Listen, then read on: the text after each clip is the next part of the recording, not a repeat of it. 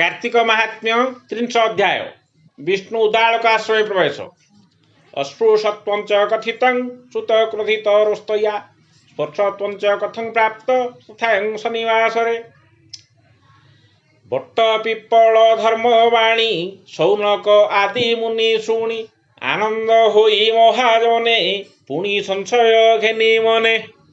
शौनक उवाच सुत मुनिंक मुह चाहि बोलंती शुण पुण्य देहि किंपाई अश्वथर तले विश्राम दोष रात्र काले आबर अर्कवार दिन छुईले हत हुए पुण से कथा कह कुश पाणी आंभ संशय जाऊ मुनि हेमंत मुनिंक वचने सुत कहंती तोष मने बोलंती शुण सर्व मुनि पूर्वे जे सुरासुर बेनी ब्रह्मा सहिते हरिहर मंदरे मंथिले सागर से क्षीर जलधि मंथनु लक्ष्मी सहिते कामधेनु कौस्तुभ आदि अत्र मणि अमृत विशल्य करणी अष्टनायिका अष्टनिधि चतुर वर्ग फल सिद्धि ऐरावत उच्चे श्रवाहा ए आदि केते द्रव्य वा केते कहिबा परिमाणी तुम्भे तो पूर्वे अछ शुणी हेमंत समुद्र मंथने जहा पाइले पूर्व दिने से सर्व त्रैलोक दुर्लभ देवंकु देले पत्तनाभ आपे लक्ष्मी लभी हरि निज भुवने विजय करी सोहाए वैकुंठपुर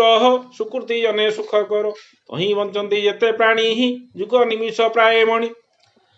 गोविंद रूप दर्शने नित्य हे सुख जात मने हेमंत मंदिरे मुरारी लक्ष्मी सहिते विजय करी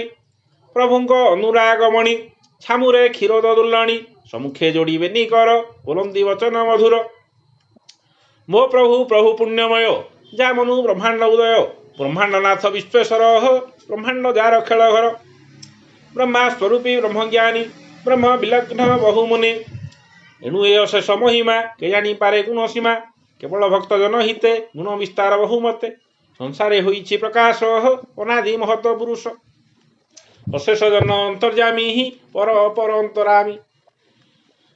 सकल हृदय मध्य रही एणु अशेष भावग्राही भावर भाव दीन बंधु स्वजन सुजन जन कृपा सिंधु शरण जन सुख राशि मुहि तुम्भर निज दासी तेणु ए श्रीचरण तले जनाऊ अच्छी भक्ति बले प्रसन्न शुण अंतर्जामी मो ज्येष्ठ भगिनी अलक्षणी विरूप देखी अंग शोभा केही नहिले ताकु विभा ताहाकु चाहि मोर पिता वरुण मने महाचिंता स्वभावे युवकन्या गृहे जे रखी थाई अविवाहे तार सुकृत जेते थाई दुहिता जोगुना सजाई हेमंत किछि शास्त्र धर्मे जगे ज्येष्ठ दुहिता कर्मे यद्यपि न मिलिब वर तो रूप देखी असुंदर एथकु सचना न करी तारूप अनुरूपे वरी ज्येष्ठ झील को विवाह देव पुणी कनिष्ठ जेबे थिबो ताहाकु पछे विवाह करी तेबे से धर्म रखी पारी एक कथा जानती सर्वे से कथा विपरीत हेबे जलधि राजा बनु प्रीते आगे प्रदान कला मते ज्येष्ठ कुमारी गृहे देखी अनवर्त मने दुखी से दुख ताप मोर हृदय तेणु जनाई तुम्ह पारे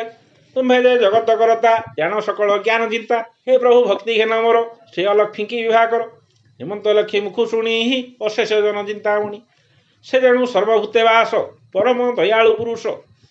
प्रिया वचने स्नेह बही तक्षणे गरुड़ आरोही जे ऋषि उद्दालक नामे मिले ताहांक आश्रमे विष्णु को देखी तपचारी आनंदे पूजा विधि करी से पूजा शोषण प्रकारे पूजिले गोविंद पୟରେ संतोषे घेनी पूजा विधि कहंती करुणा जलधि हे मुनि श्रेष्ठ तुम्हें शुण तुम्भ संगते बंधुगण आंभ कमला भगिनी ज्येष्ठ विचारे सबु तहि श्रेष्ठ ताहाकु तुम्हें विवाह हुओ जेबे आंभरे अछि प्रिय तुम्हें परम साधु अट आंभ मन को तुम्हें अट साधु संगते बंधुपण एक कथा परम कारण मुहि सुजन जन बंधु हसी कहंती कृपा सिंधु प्रभुंक मुखु प्रिय वाक्य शुणी सानंद उदालक कर अंजलि शिरे देई बोलंती निस्तरिली मुहि हे प्रभु जगत जीवन जे तुम श्रीमुख वचन से आज्ञा अलंघित मोर तुम्हें जे करुणा सागर असाधु महादेव दास क्षमा करिवे मोर दोष बंधु प्रार्थना वाक्य शुणी हेउ बोइले चक्रपाणी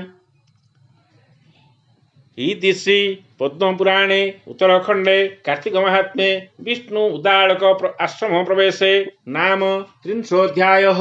जय जगन्नाथ।